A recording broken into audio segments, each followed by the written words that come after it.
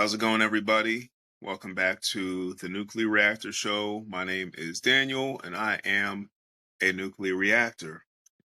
Quick synopsis: it's about the nuclear family, marriage, kids, touching on topics that don't seem to be discussed enough from media sources and a lot of books and rhetorics that I've seen in my lifetime.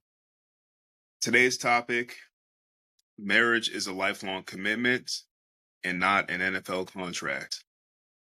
I say that is because if you know anything about the NFL in a real basic sense, or really professional sports in general, that the players, the coaches, they're on a limited time contract. It might be 4 years or 5 years. And I definitely get the sense that a lot of people enter a marriage and they treat it like some kind of contract that you can opt out of. And it has loose, arbitrary, weirdly defined terms. And we definitely have to get away from that. First point I want to touch on is that a lot of marriages often die before the vows are even said, before you do the I do's and you have the wedding and reception, and we're all out here uh, doing the cha cha slide and eating at the buffet. The marriage is already dead in a lot of cases. Now, why is that? The first reason I conclude is that people don't take till death do us part seriously, meaning that they're already looking for an emergency, in case of emergency, pull cord. Another reason being is that people haven't addressed their own deal breakers when it comes to marriage. So if you came into marriage and you have a problem with sexual sin, lust, adultery, if you have a problem with drug addiction, alcohol addictions, pornography addiction, things of that nature, if you've got any sort of infatuations with past relationship or the one that got away, and you haven't addressed those, you haven't dealt with them, and I don't know what that is, go to therapy, talk it out with the person, go to rehab, whatever. But if you haven't dealt with that before the marriage, don't think that once you tie the knot that those things will magically go away. They probably won't. And in that case, the marriage is probably dead before the vows have even been said. Another reason why I think marriages die before the vows are said is not being equally yoked to a believer. I'm coming at this with the Christian perspective that if you're a Christian and you marry a non-Christian thinking that, oh, I can change her, I can change him, they'll come over, they'll realize it. You're taking a gamble. Ideally, you want someone that's already committed to the Lord before you get into a long-term committed relationship, let alone a marriage. From my own experience, I really, really lucked out. I've been blessed and fortunate with a wonderful wife. And both of us really didn't come down and come into full swing with our faith in Jesus Christ until after we had tied the knots. And I think that is more of an anomaly than anything, because in most cases, I've seen this a lot too, among friends, cohorts, etc., that one person is either a devoted follower or just a follower to begin with of Jesus Christ, and the other person doesn't want anything to do with it. They ignore it. I've noticed this happens a lot more with women following the faith and then men not being as active, which in itself is a whole problem, which I can talk about in another video at some point. But in my experience, that is an exception rather than the rule. If you think that you can change somebody after the fact, good luck and God bless. But it's going to be an uphill battle. Next topic here is this expectation to always be happy. I believe that our culture really just exacerbates this and makes you think that you have to be happy all the time or even most of the time. And that's just an absurd notion. And marriage is no exception. We look at the marriage date when the vows are being exchanged and this pinnacle moments, and then we almost look at it as everything else is downhill from there. And that's not true. But what is true is that if you spend a lot of time with somebody, even if you love them or really like them, enjoy their company, you're going to have conflict. If you're around somebody 24 hours a day, or more realistically, I don't know, 10, 11, 12 hours a day, if you cut out work, sleep, if you're around somebody that much, you're inevitably going to have a disagreement, an argument, a conflict. That's just how it is. And I would say that for any relationship. If you have a friend that you're around all the time, if you're around coworkers all the time, if you're going to have beef with people, no matter how much you like them, how much you dig their personality, and you have to work through that. That's part of human nature. What would be ideal is to seek joy in your marriage, in your relationships in general. What I mean by joy is a deep seated root and belief that God's going to make it work out, that things are going to work out okay, and not this infatuation that you're always going to be happy. Because I'm telling you, happiness is a fleeting thing. Doesn't mean that you're clinically depressed or anything, but sometimes you're going to be happy and then you'll be sad sometimes for no reason. And you can't let that dictate your decisions in life in general, and especially when it comes to marriage. People, I imagine they get divorced, they break up a lot of times because, well, I just wasn't happy. I just didn't love him anymore. I just didn't love her anymore. And that's a coward's way out. I'm just going to flat out say it. People are going to have a problem with that. We don't know what I dealt with in the marriage. You don't know what I dealt with, the kind of abuse and trauma and turmoil. Okay, now those were more legitimate reasons. But when you're talking about, oh, I just don't love him anymore. I just don't love her anymore. Like, we just kind of grew apart. That's a terrible excuse. Next, we got to talk about the culture's push of what I think is an unspoken reason for marriages being broken up is the push of sexual immorality in our culture, which really weakens marital boundaries. Society, media,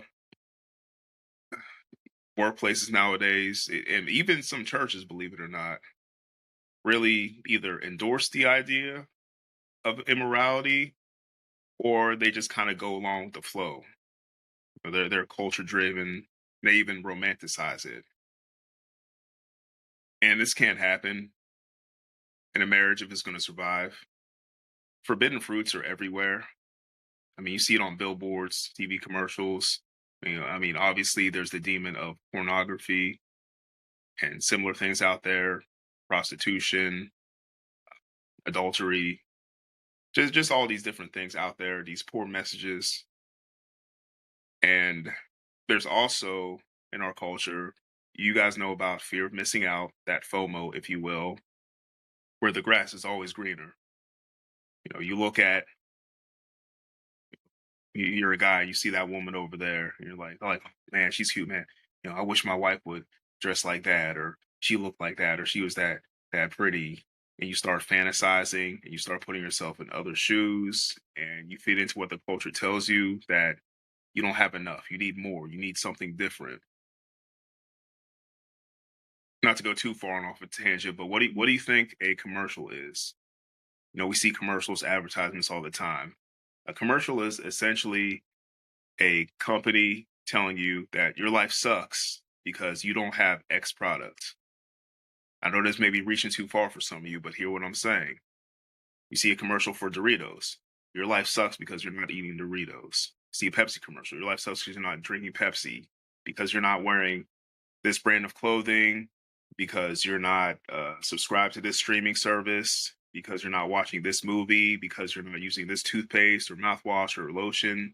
Your life sucks because they want you to buy it and make you think that you need it and you can't live your life without it.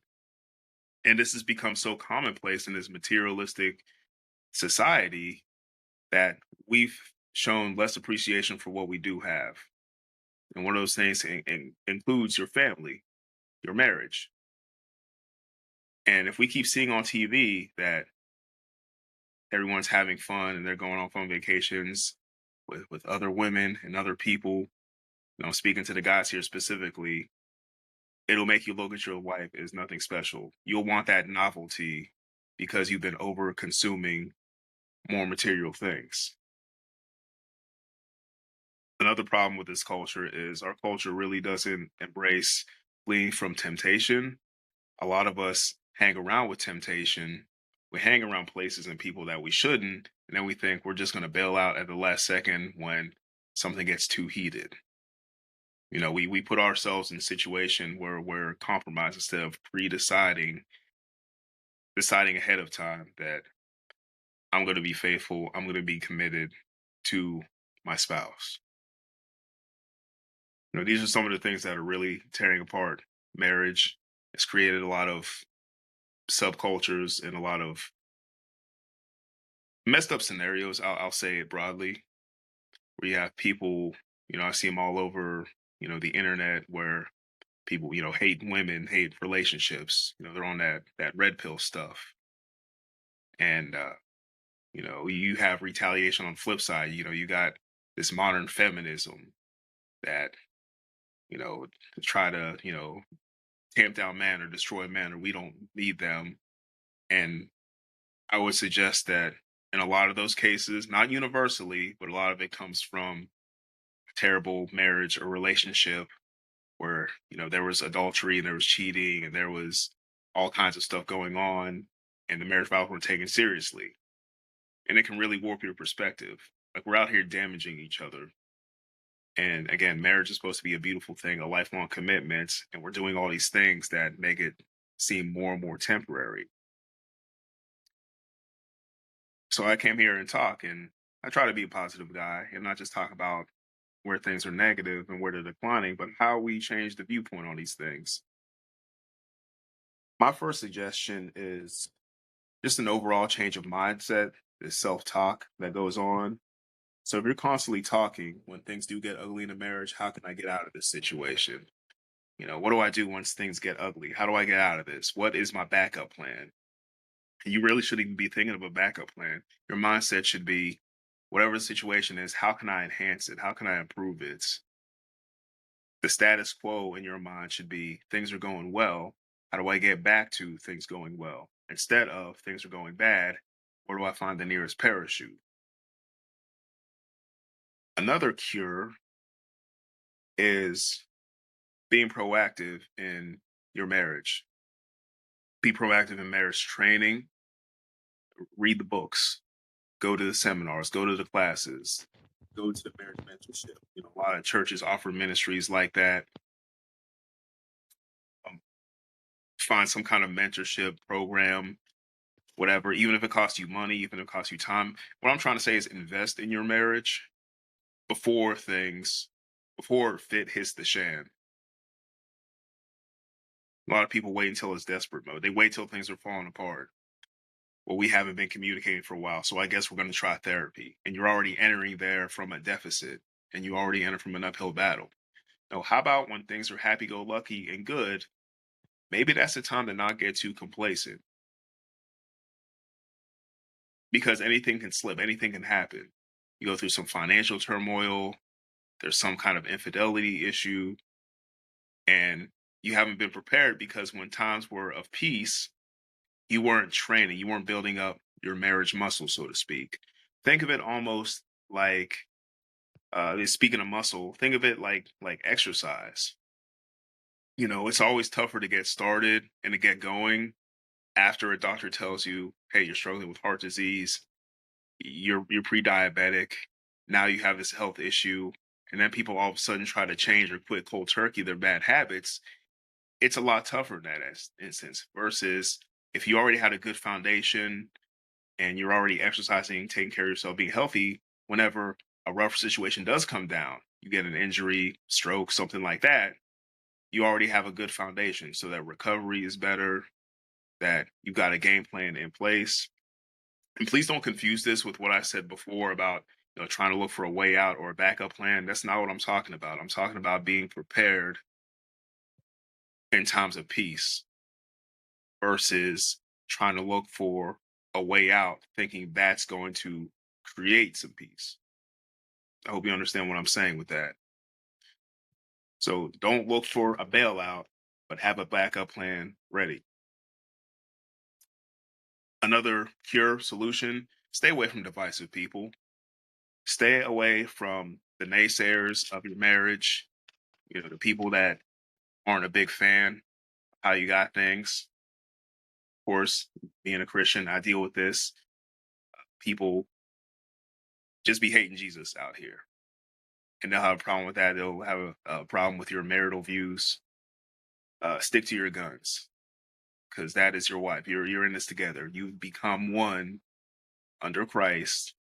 In other words, you're more than just a couple of people living in the same house. You are a team. Like, you are one. You're a unit. So you gotta push off the naysayers. That goes for nasty family members. If you deal with a messed up mother-in-law, father-in-law that give you the business, you gotta either give the business back to them or phase them out of your life. There's really not that much you can do, but you got to get negative people. Even people that are in a disruptive marriage and they try to bring their negativity on you, you got to get them out of your business. This also goes for single people that have loose morals. Now, it's one thing if somebody's single and they have a legit following with Christ and they try to do things righteously.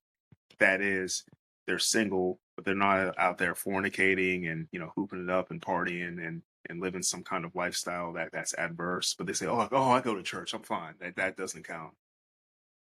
Yeah, single people with loose morals that are okay with all kind of sexual promiscuity and sexual idolatry and basically just doing immature behaviors. If you're a married person, you probably don't want to make those people your main meat and potatoes unless they have a genuine walk with the Lord. You'll know them when you see them. Cultural Christianity is real out here.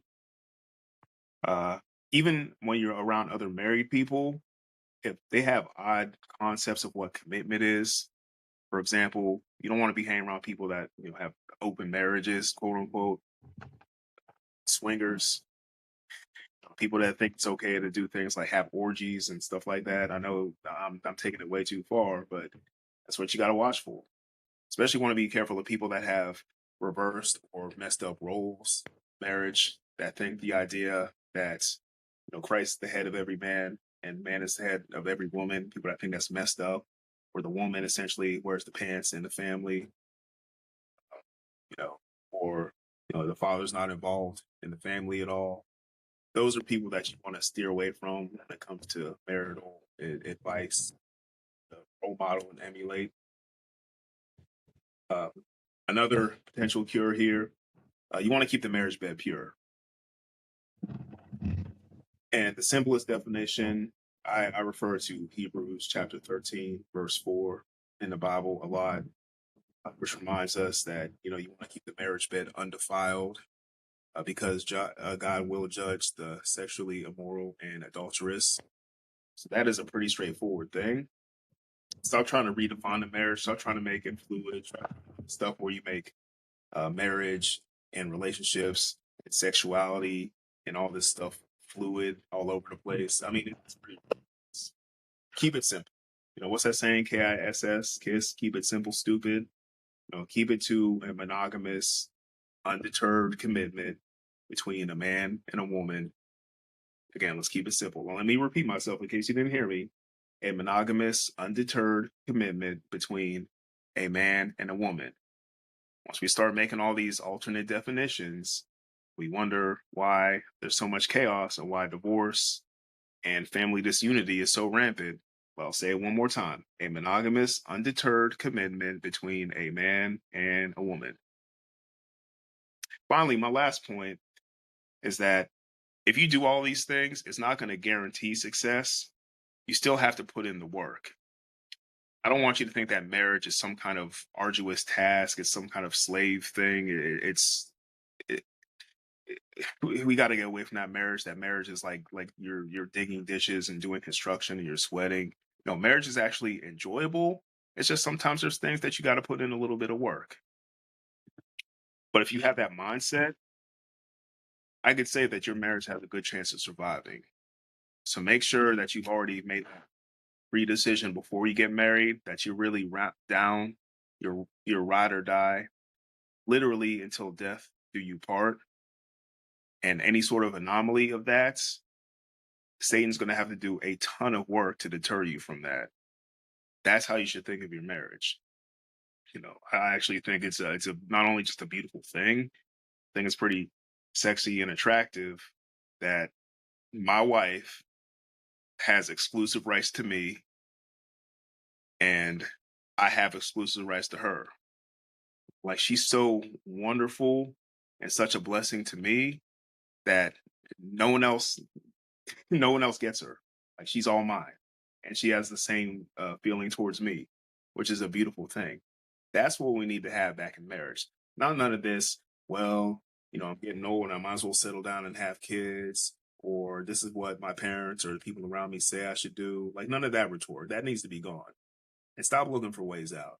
Look for ways to get deeper into your marriage. That's my 2 cents. Another nuclear reaction from the nuclear reactor. But at the end of the day, what do I know? I'm just a guy that says some stuff. Thanks for listening. Peace.